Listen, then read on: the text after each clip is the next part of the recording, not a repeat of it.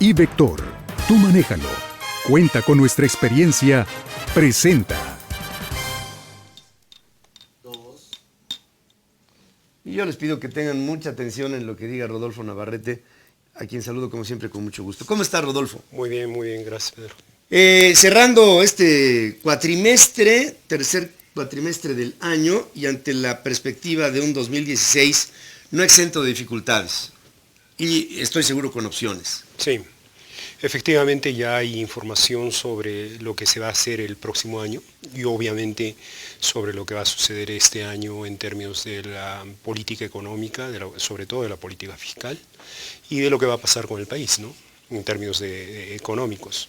Yo diría que lo que resta del presente año, pues lo que nos queda esperar es básicamente el famoso ajuste del gasto público que anunció el secretario de Hacienda en enero de este año. Sí. Las cifras que se están dando a conocer mostraron que al mes de julio se realizó el primer recorte del gasto público. Recordarás que en las anteriores ocasiones habíamos comentado que el anuncio del secretario de Hacienda no se estaba manifestando en las cifras. No había el recorte del gasto público que había señalado, pero en julio ya comenzó. Entonces ya inició un recorte importante del gasto público y es probable que en los próximos meses veamos todavía recortes mucho más claros en línea con lo que había señalado el secretario de Hacienda. ¿Se pueden anunciar más recortes? Para el próximo año sí. Para este año yo creo que ya se anunciaron, solo que no se habían efectuado. Entonces se están realizando en la segunda parte del año y lo que veríamos pues es que la economía probablemente se va a desacelerar de manera importante en el segundo semestre del presente año. Ya llevamos algunos meses, pero todavía no hay información. Pero la poca información que existe está mostrando que primero ya se está dando el recorte del gasto público, al menos en julio, y en segundo lugar que la economía va a resentir esos efectos. Yo he visto que de manera constante el gobierno ha reiterado una creación de más de 700,000 empleos en el Instituto Mexicano de Seguro Social. Como aquí lo estamos viendo en esta mesa, más que nada esto no tiene que ver con la creación, en la mayoría de los casos, de nuevos empleos, sino con el realineamiento del registro de los mismos ante la planta laboral ya existente. Así es. Si tú tomas las cifras del Seguro Social, efectivamente hay un incremento del empleo formal. Pero si tomas las cifras del INEGI, la encuesta nacional de empleo, no hay un incremento del empleo, todo lo contrario. ¿Qué es lo que está sucediendo? Lo que acabas de señalar. Lo único que se está sucediendo es que el empleo que existía se está formalizando, ¿no? Entonces se está registrando una cosa que ya existía. Por tanto, pues no es un indicador, digamos, confiable sobre lo que está sucediendo con la economía.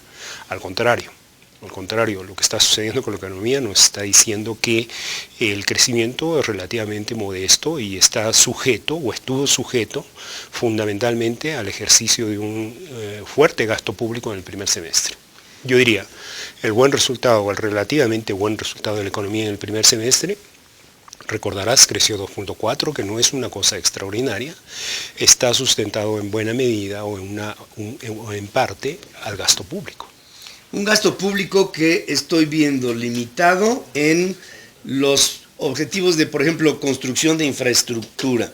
Así es. La pretensión de inversión en la macroestructura que se tiene planeado, por ejemplo, para el Aeropuerto Internacional de la Ciudad de México, es en el proyecto, digamos, hasta una fase que nos permitiría empezar a operar de prácticamente 169,000 millones de pesos.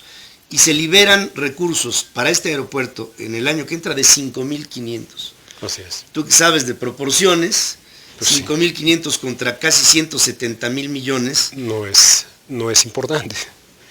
Pero eso es lo que va a suceder, lo que está sucediendo y lo que esperamos que suceda con mucha mayor profundidad en el 2016.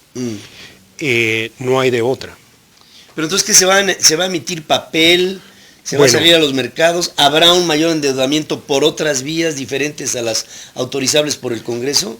Muy probablemente. Mira, lo bueno de todo esto es que ya salieron los criterios generales de política económica del 2016, hace un par de semanas, ya hay el proyecto de presupuesto, ya hay el proyecto de la nueva ley de ingresos, entonces ya hay cifras, ya conocemos qué es lo que está pensando la Secretaría de Hacienda sobre lo que va a hacer el próximo año y qué va a pasar con la economía el próximo año. Yo te diría, Ellos están estimando un crecimiento económico de 3.1%. En otras palabras, el crecimiento del próximo año, según la Secretaría de Hacienda, va a ser mejor que este año. Lo cual es bueno. El único problema es si es alcanzable o no es alcanzable. Desde nuestro punto de vista, en Vector Casa de Bolsa, nosotros hemos venido insistiendo mucho en el sentido de que la economía todavía no tiene fuerza como para crecer. Nosotros consideramos que el próximo año la economía va a crecer muy débilmente, muy probablemente igual que este año. O tal vez menos. O tal vez menos. Sí, yo voy de acuerdo. Entonces son visiones completamente diferentes, ¿te das cuenta? Y obviamente esto tiene implicaciones para las estrategias de inversión también diferentes. ¿Por qué creemos que el próximo año no va a haber un crecimiento como señala la Secretaría de Hacienda? A mi modo de ver, la Secretaría de Hacienda se está viendo relativamente optimista, ¿no? ¿Por qué? Porque en primer lugar creemos que el gasto público se va a recortar mucho más de lo que se está anunciando. Sí. ¿No? En segundo lugar, creemos que hay una visión relativamente optimista sobre los ingresos públicos. Acuérdate que la cobertura petrolera este año son $79 y el próximo año son $50, son $49. En otras palabras, hay una caída de los ingresos públicos muy fuerte importante, que tiene que ser asimilada. El proyecto del gobierno está complicado, porque lo que dice es que el crecimiento económico del próximo año y de los próximos años, de los subsiguientes años, va a estar financiado con deuda. Y ahí viene el problema. No hay ningún problema que la gente o que los gobiernos financien sus gastos con deuda, hasta determinado punto. El problema es cuando la deuda llega a determinado nivel, ya se convierte en un dolor de cabeza. Y en esa situación estamos en México.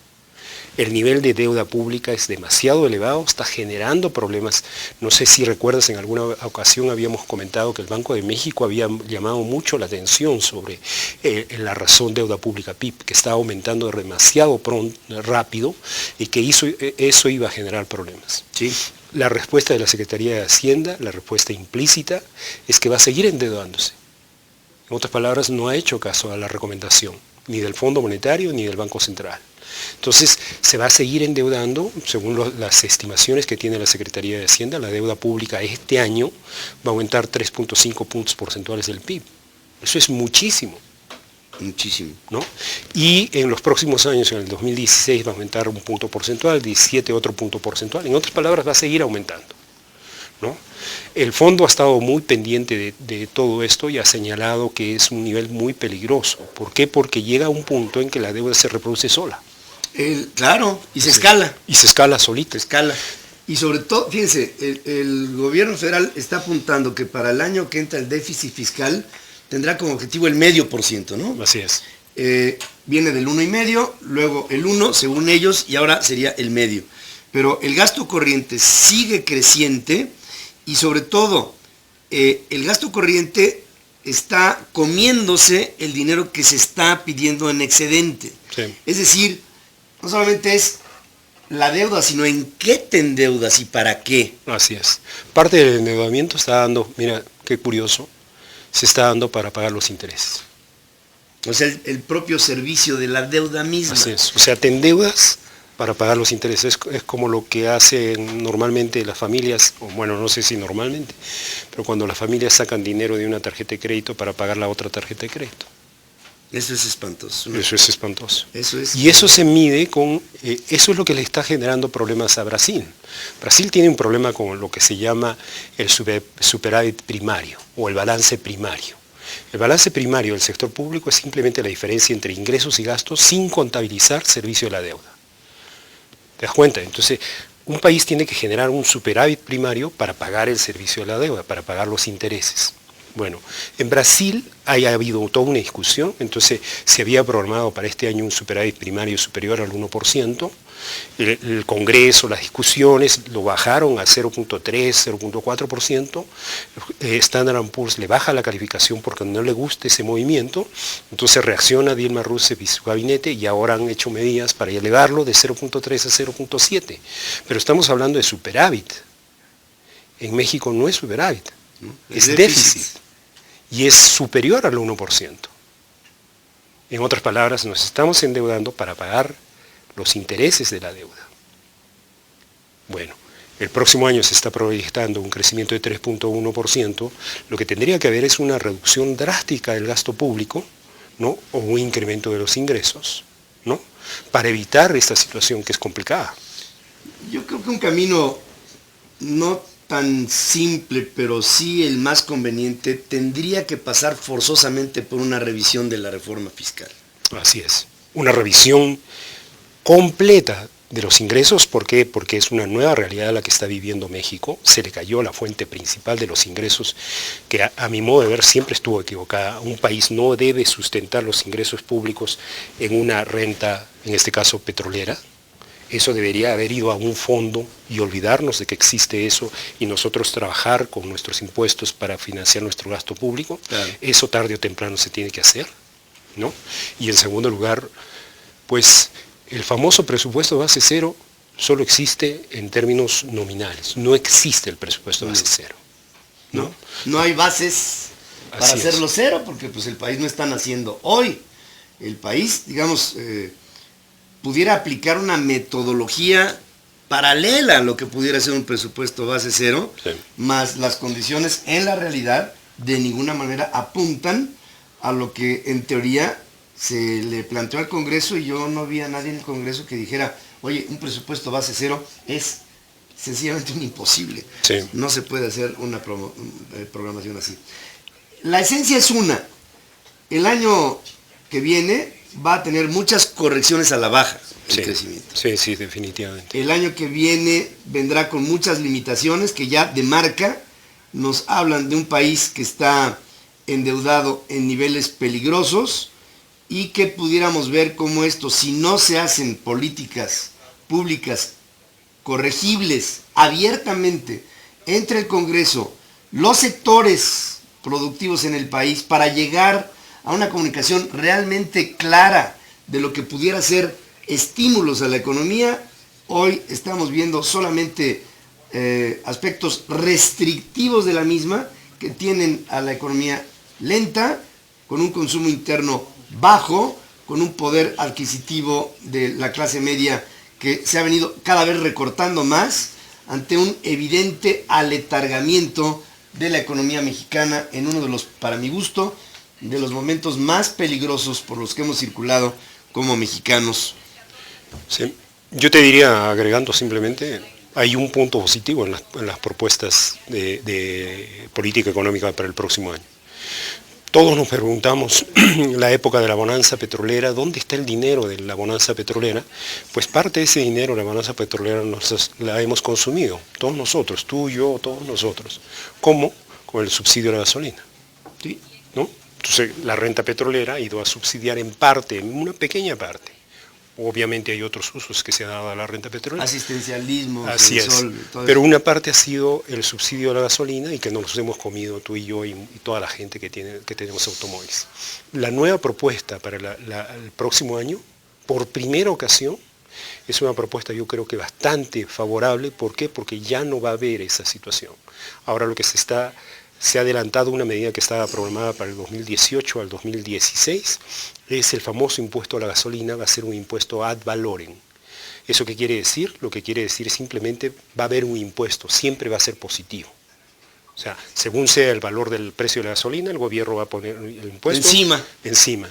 En consecuencia, siempre va a ser positivo. O sea, en otras palabras, no esperen con la libertad del mercado en las gasolinas una baja en el energético. Así es. Así de claro. Anteriormente había situaciones en que el precio de la gasolina estaba subsidiado, ¿no? Nos mantenían bajo el precio de la gasolina porque la internacional estaba muy elevado, nosotros comprábamos subsidiada, y en otras ocasiones, como ahora, por ejemplo, el precio de la gasolina en México está por arriba de la internacional. Entonces se daba esa situación. En algunas circunstancias actuaba como impuesto, pero en otras circunstancias actuaba como subsidio. Eso ya se acabó a partir del próximo año, lo cual creo que es una medida positiva. Año complicado para México, este 2016, con algunas otras condiciones que seguramente ustedes se estará preguntando: cuál será la situación del peso, hasta dónde vendrá una posibilidad de que suban los factores bursátiles dentro del listado de las empresas que en México cotizan. Hay algunas incertidumbres en el mercado que se levantan bajo la premisa de cómo crecerá la economía norteamericana, cómo se consolidará el bloque europeo, qué tanto crecerá China, hay muchas variables, pero por lo pronto aquí hemos visto un análisis puntual de lo que desde el lado nuestro, aquí en lo que a nosotros nos compete, pudiéramos o no echar a andar. Creo que el gobierno mexicano tiene mucho que escuchar y mucho que accionar de lo que escuche, si es que queremos corregir en serio lo que apunta a ser restrictivo para el 2016. Rodolfo Navarrete, como siempre, gracias. No, gracias a ti. Ahí en Vector... Vector.com.mx en internet y por teléfono en 018.000 Vector. Ahí está Rodolfo Navarrete y un equipo muy importante de expertos que analizan esto a sensatez. Ustedes lo acaban de escuchar. Vamos a hacer una pausa, regreso aquí con más información. iVector, tú manéjalo. Cuenta con nuestra experiencia, presentó.